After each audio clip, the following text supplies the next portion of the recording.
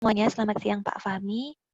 Sebelumnya kami dari kelompok 11 mengucapkan terima kasih atas kesempatan yang tadi diberikan. Kami juga mohon maaf karena tadi sempat terlambat. Saat ini kami semua anggota kelompok 11 akan mempresentasikan hasil laporan intervensi dasar 3 organisasi yang telah kami lakukan pada perusahaan CV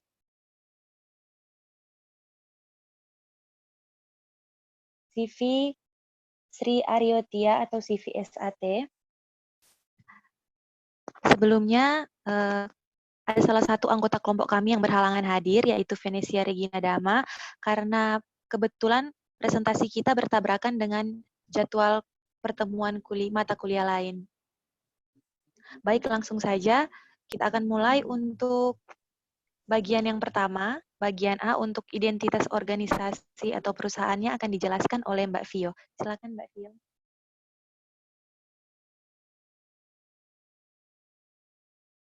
Oke, selamat siang Pak Fahmi dan teman-teman. Apakah suara saya terdengar? Terdengar tapi agak-agak samar-samar. Mungkin dikeraskan dikit lah suaranya. Oke Pak, makasih. Oke, apakah sudah Pak? Ini dengar. Pakai headset ya? Iya Pak, lagi di luar soalnya Pak, maaf. Oke, saya mulai ya. Perusahaan atau organisasi yang kami ambil dari kelompok kami bernama CV Sri Aryotia atau SAT. Direktur utama dalam perusahaan ini yaitu Nyonya Sri Wahyuni. Direkturnya Muhammad Farizal dan juga PJ Perusahaan Tuan Suseno. Bidang usaha yang diambil oleh perusahaan ini bergerak pada bidang usaha jasa, perdagangan, dan pembangunan seperti perdagangan besar barang bekas dan sisa-sisa tak terpakai, perdagangan besar logam dan biji logam, dan perdagangan besar bahan konstruksi. Alamat perusahaan ini terdapat pada Gunung Putri Utara, RT 02, RW 13, nomor 22, Kecamatan Gunung Putri, Kabupaten Bogor, Provinsi Jawa Barat. Slide berikutnya.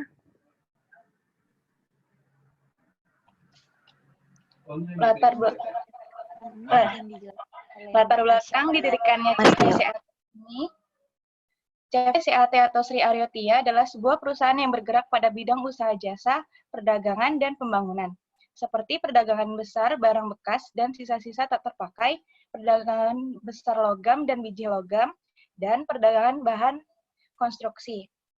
Perusahaan ini didirikan pada 17 Maret 2020. Didirikannya karena sang pemilik telah memiliki pengalaman bekerja pada bidang yang sama kurang lebih 5 tahun. Pekerjaan yang dilakukan oleh karyawan pada perusahaan ini adalah melakukan survei ke pabrik atau perusahaan yang bergerak pada bidang yang sama untuk melakukan negosiasi pembelian barang untuk diolah kembali atau penjualan barang yang sudah diolah. Selanjutnya, meskipun CVSAT ini memiliki keuntungan harga barang bekas besi dan logam tergolong tinggi, tak dapat dipungkiri bahwa perusahaan ini mengalami beberapa permasalahan, yaitu indeks harga logam dan barang lainnya tidak stabil mengakibatkan harga jual dan beli barang bekas juga ikut tidak stabil. Permasalahan berikutnya adalah jika perusahaan ini ingin membeli barang bekas ke perusahaan atau pabrik pada bidang yang sama, barang yang dicari tidak menentu ada atau tidak adanya, sehingga tidak dapat diprediksi kapan barang tersebut dapat diambil. Hal tersebut menyebabkan para karyawan CVSAT harus standby setiap saat untuk mengambil atau menjual barang ke perusahaan lain. Permasalahan yang terakhir adalah tempat penyimpanan barang yang sudah overload, baik tempat penyimpanan barang yang belum diolah maupun yang sudah diolah.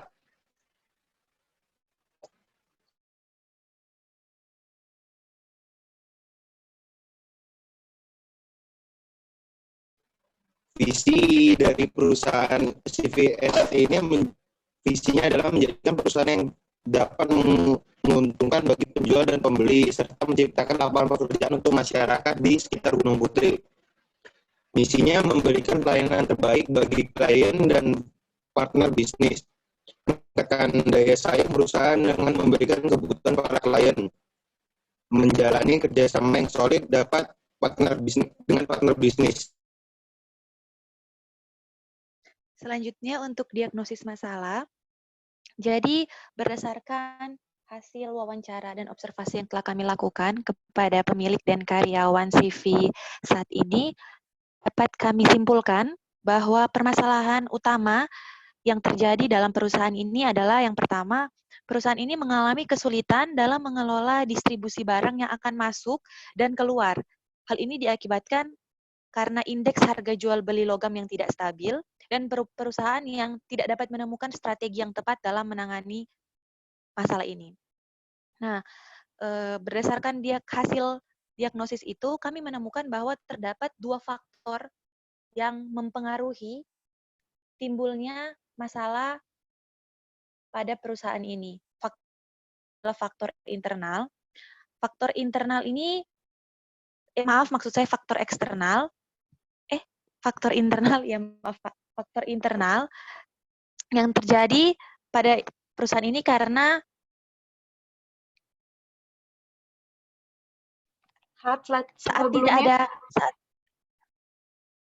saat tidak ada kepastian barang dari distributor akan masuk, karyawan mengalami kesulitan karena waktu kerja yang tidak pasti, sehingga dapat mengakibatkan munculnya tekanan dan rasa tidak nyaman ketika bekerja.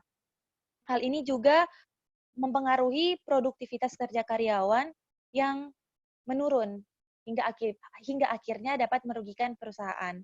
Selain itu, faktor internal lain juga dipengaruhi oleh permasalahan perusahaan, yakni kurangnya kapasitas penyimpanan barang atau kurangnya ruangan yang disediakan oleh CV saat ini, sehingga karyawan mengalami kesulitan dalam mengelola dan menampung barang.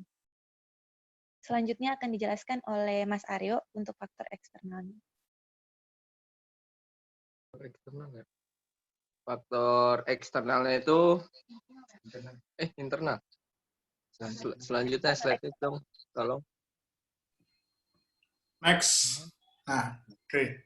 Nah, ini faktor internal yang terjadi pada subjek dipengaruhi oleh faktor eksternal yang Mas telah Aryo, ada sebelumnya. Hah? Eksternal. Tadi saya kan udah jelasin faktor internalnya. Oh iya. Sorry. Ini faktor internal. Eksternal. Slide-nya dong, tolong. Yang eksternal ya? Iya, yang internal.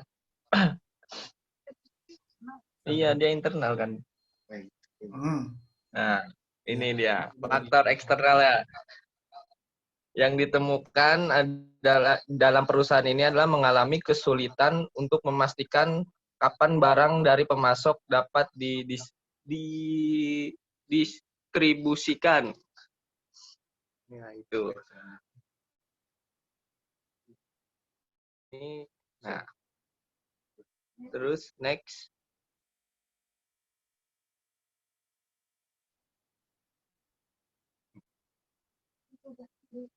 Oh, ini rancangan intervensinya ya. Ya, berdasarkan hasil diagnosis, maka intervensi yang kami sarankan adalah intervensi mencakup strategi yang dilakukan perusahaan dalam menghadapi sebuah perubahan, seperti perubahan budaya value bagi karyawan, strategi marketing, produk, dan lain sebagainya. Setelah melakukan diagnosis, dapat dilihat permasalahan utama dari CV saat ini adalah tidak stabilnya harga logam dan barang lainnya yang menyebabkan tidak stabil pula pembelian dan penjualan barang pada CV saat ini. Sehingga rancangan intervensi ini bisa sangat membantu CV saat dalam menghadapi sebuah perubahan termasuk perubahan harga.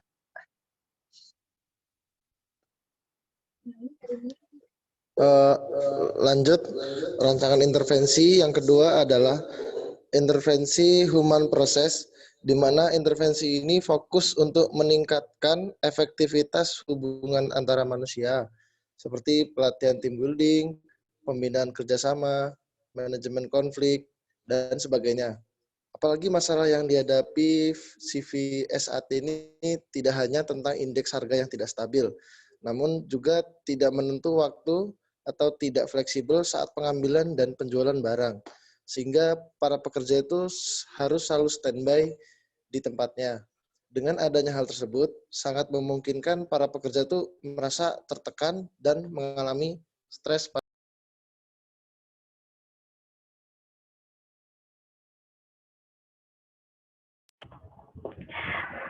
Halo, kedengeran nggak teman-teman? Dengar. Kedengeran. Kedengeran.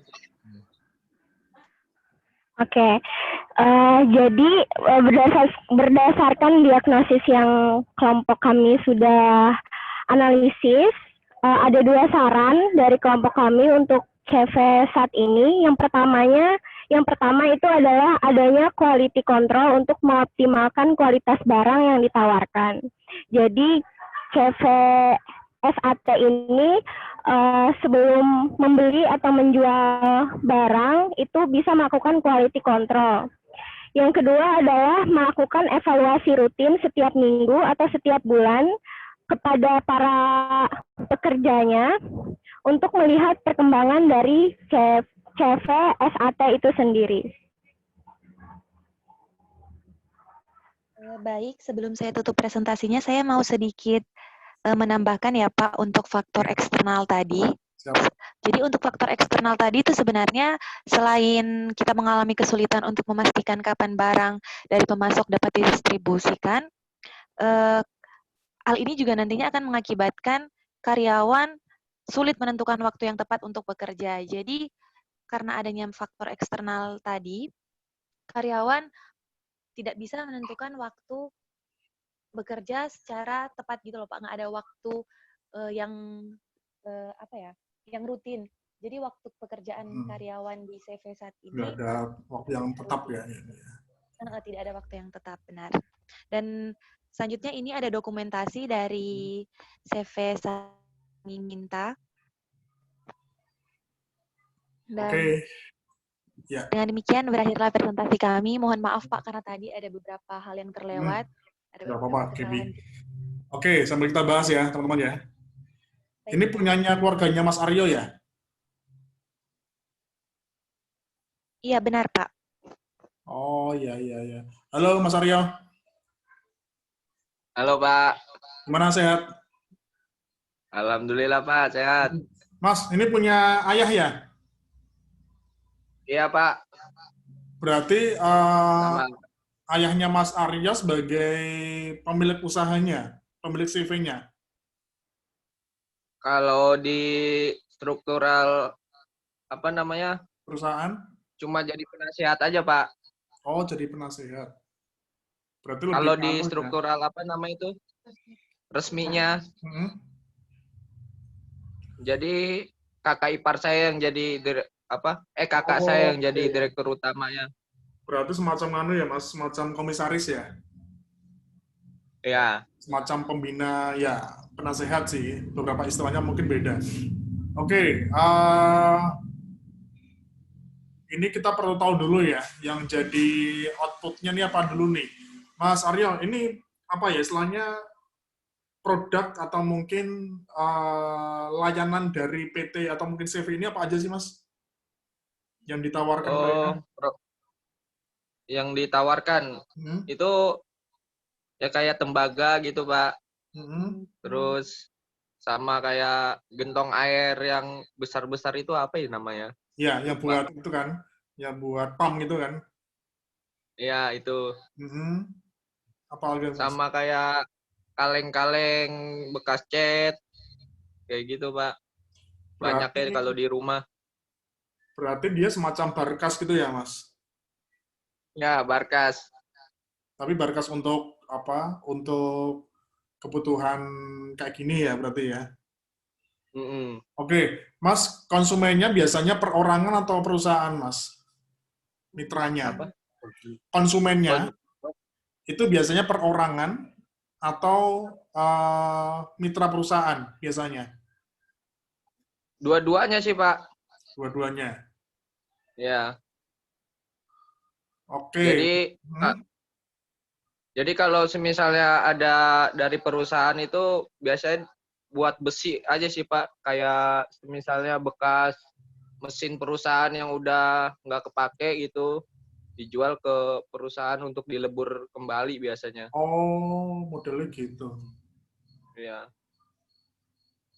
Oke, ini saya kira lebih simpel sih untuk melihat permasalahan umumnya sih teman-teman.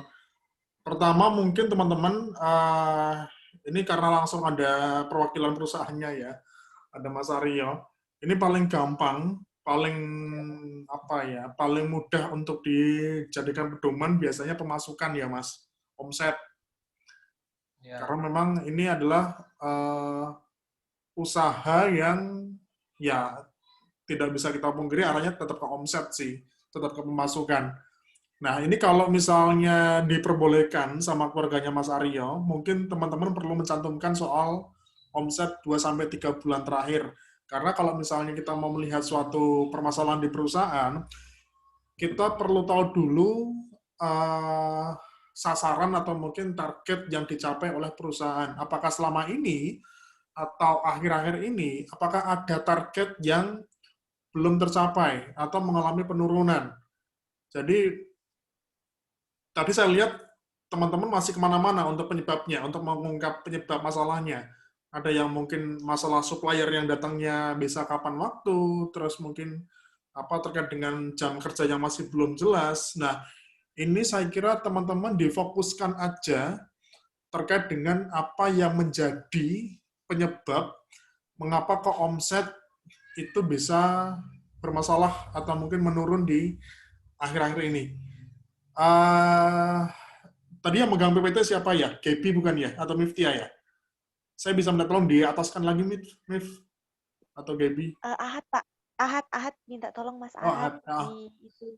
Agak dinaikin di Ditampilin bagian diagnosis apa ya? di bagian diagnosis. Ah. Tapi bagian diagnosisnya itu Pak, kita cuman taruh faktor-faktornya. Untuk penjelasan lengkapnya tadi saya cuma jelasin aja, Pak. Ini kan tadi Mas Arya juga menyampaikan ya, ada faktor eksternal, ada faktor internal. Faktor eksternal ditemukan adalah perusahaan yang mengalami kesulitan untuk memastikan kapan barang dari pemasok dapat didistribusikan. Oke, yang internal apa ya? Yang slide 6, coba. Ke bawah mungkin ya. Oke, faktor internal yang terjadi pada subjek dipengaruhi oleh faktor eksternal yang telah ada sebelumnya. Saat tidak ada kepastian barang, jadi nggak nyaman.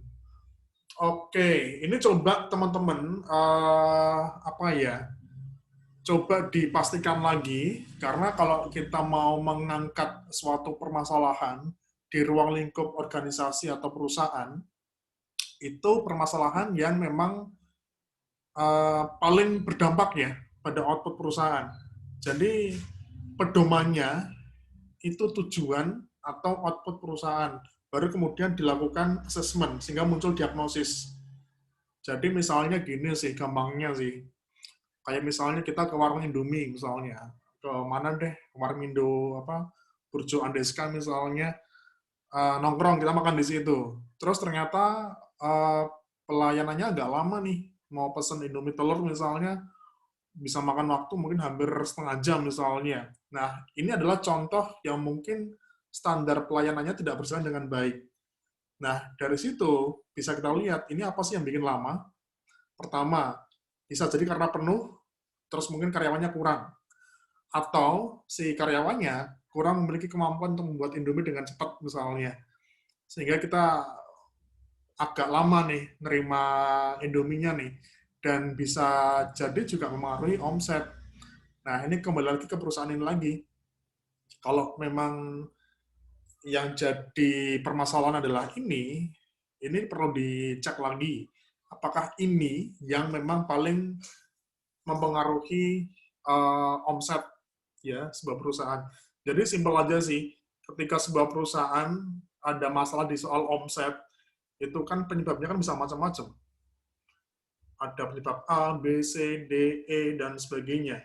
Nah, kita tinggal milih saja kira-kira, ya ini perusahaan yang bisa dikatakan sudah lumayan besar ya. Skalanya, skala wilayah atau mungkin bahkan nasional. Ya. Jadi, Iya, Pak. teman-teman juga perlu sorry, ini CV atau PT ya, Mas Aryo? CV, Pak, CV. Oh, CV. CV, Pak. Oke, jumlah karyawan berapa, Mas? Total? Ada 3, Pak. Karyawan? Iya, 3. Cuma 3? Baru 3, Pak. Iya, baru 3, Pak. Oh, alah. Kok saya lihat, Tapi Hah? yang bantu-bantu banyak gitu, Pak. Yang tetap 3. Oh, yang tetap 3. Ya, itu tadi Jadi sih. kalau kekurangan tenaga, tetangga-tetangga sekitar diminta bantu gitu. Berarti nggak day to day ya, Mas? Iya. Saya nggak setiap hari ada kegiatan ya? Iya, Pak, nggak ada, Pak. Kadang cuma nyapu-nyapu aja, Pak. Oke. Sorry, Mas. Ini kalau boleh cerita ya. Keluarga punya kegiatan yang lain, Mas, orang tua, di samping ngurusi perusahaan ini? Nggak ada sih, Pak. Kerja doang, Pak. Hanya di sini aja ya, berarti ya? Karena bapak saya baru pensiun, Pak. Oh, Nah, buka ini gitu. Oke. Nah, ini juga tergantung dari apa tujuannya si direksinya mungkin Mas Aryo ya. Karena yang menjalankan kan otomatis kakak iparnya ayahnya Mas Aryo kan.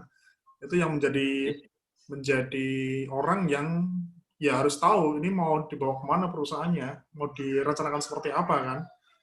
Makanya kalau cuma 3 orang karyawan, terus mungkin jam kerjanya juga belum tepat misalnya, belum tetap, ya masih belum jelas menentukan kapan supplier datang dan sebagainya.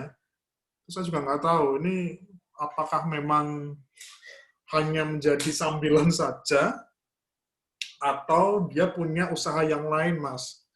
Karena kalau memang dia menseriusi sebuah usaha atau mungkin perusahaan, ya dia tentunya udah punya rencana ke depan sih, Mas. Mau dibawa kemana perusahaannya. Ini juga terkait dengan tujuan atau mungkin didirikan sebuah perusahaan ini mau kemana arahnya. Ini kayak kita ngulangi gimana, Mas? Kalau masalah karyawan kan karena ini baru bulan Maret ya, Pak, baru didirikan. Oh, tahun ini?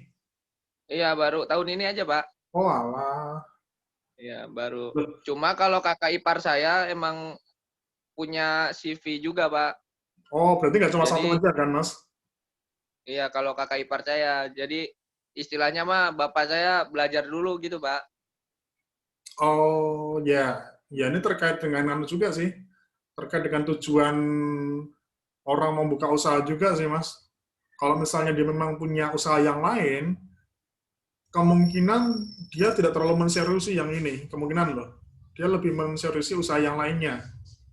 Mungkin hanya sebagai sambilan atau hanya menambah pemasukan apa saja misalnya. Atau hanya sekedar untuk membuka lapangan kerja saja. Karena kalau saya lihat dengan kondisi tadi dokumentasinya gede loh tadi untuk ukuran kantor perusahaan cuma 3 orang kok sepertinya kok tidak mohon maaf ya, nah, kalau saya salah ya, tidak terlalu serius itu loh untuk kembangin usahanya. Nah, nanti saya kira teman-teman kembali lagi ke soal tujuan lagi ya. Karena setiap perusahaan, setiap organisasi itu kan punya sasaran, punya target. Karena seorang owner tentunya punya target kan. Dia menargetkan harus berapa rupiah misalnya dalam waktu 1 minggu, 1 bulan, dan sebagainya. Nah, kita lihat dari permasalahan umumnya, kemudian baru di breakdown ke diagnosis. Simpelnya itu sih, teman-teman. Jadi kalau misalnya, baik, Pak. Atau gini, ini kan di diagnosis sebenarnya sudah ada clue kan, bahwa si karyawan nggak nyaman, ada pressure di situ kan. Nah, ini bisa ditelusuri nggak apa-apa sih, yang membuat mereka tidak nyaman dan ada pressure itu apanya? Apakah memang karena kondisi yang jam kerja yang belum tentu tadi, itu juga bisa ditelusuri. Jadi gini, teman-teman, kita kayak kayak mikir di P3 ya, kayak deskripsi ya. Setiap perusahaan, ini kalau yang di PIO ya, teman-teman ya, setiap perusahaan, setiap organisasi, pasti punya banyak masalah kan. Karyawan deh, mau generasi milenial, mau karyawan bank, mau karyawan pabrik, yang namanya problem, masalah, itu kan banyak. Nah, kita ketika untuk mengangkat suatu permasalahan yang terjadi pada karyawan atau di ruang lingkup perusahaan, kita memang memprioritaskan mengangkat masalah yang dirasa itu penting buat kita, menurut sudut pandang kita. Nah, pentingnya gimana? Pentingnya kalau masalah yang kita angkat di kalangan karyawan, itu kalau sudah sampai mengaruhi atau mungkin sudah sangat berdampak ya pada output sebuah perusahaan. Ya, kayak kita lah, teman-teman mahasiswa, ya. Teman-teman pas kuliah, mungkin bukan semester ini ya, di semester-semester sebelumnya ya, semester 5 atau mungkin semester 6, semester 4, pas lagi banyak-banyaknya mata kuliah, ada problem kan, ada kendala kan, ada masalah kan tentunya kan. Kayak kemarin ya, kita sempat ada perubahan jam masuk kuliah kan, dari jam 8 sampai jadi jam 7 pagi. Ya, Itu apa ya? Itu bikin kaget semuanya kan. Biasa mungkin Mas Aryo jam 7 baru bangun misalnya. Ini jam 7 udah masuk kelas kan, sudah datang ke kampus. Artinya ada perubahan di dalam suatu organisasi yang kita mau tidak mau harus mengikuti. Nah, kadang banyak mahasiswa yang tidak sanggup untuk menyesuaikan perubahan yang ada. Akhirnya muncul beberapa permasalahan. Nah, perusahaan sama juga. Ya, setiap perusahaan yang mau berkembang, tentu ada efek bagi karyawan yang tidak siap untuk menghadapi perubahan itu. Oke, gitu ya, teman-teman ya. baik Pak. Nanti Baik, Pak. dipastikan aja kalau memang ini yang menjadi permasalahan, ya kita fokus aja ke bagaimana mengatasi atau mungkin memberikan solusi melalui akar masalahnya. Karena ya penyebab dari suatu masalah di perusahaan bisa macam-macam ya. Ini kalau nanti teman-teman kerja di HRD di perusahaan itu akan sangat kompleks ya, masalah-masalah yang dialami karyawan. Ini nanti tinggal bagaimana teman-teman bisa menyesuaikan diri ya dengan kondisi dan situasi yang ada di perusahaan. Karena setiap arah atau tujuan perusahaan itu akan sangat memengaruhi bagaimana kita kerja di perusahaan, teman-teman. Itu yang saya kira nanti teman-teman sudah perlu tahu kalau udah kerja nanti. Itu mungkin teman-teman ya, ini tinggal ditambahkan aja ya lebih kurangnya. Nanti pas UAS tinggal dikumpulkan sesuai dengan format yang telah saya bagikan tadi ya. Gitu aja. Nanti instruksinya tunggu info ya di grup ya, kapan harus mengumpulkan dan melalui apa ya. Baik Pak.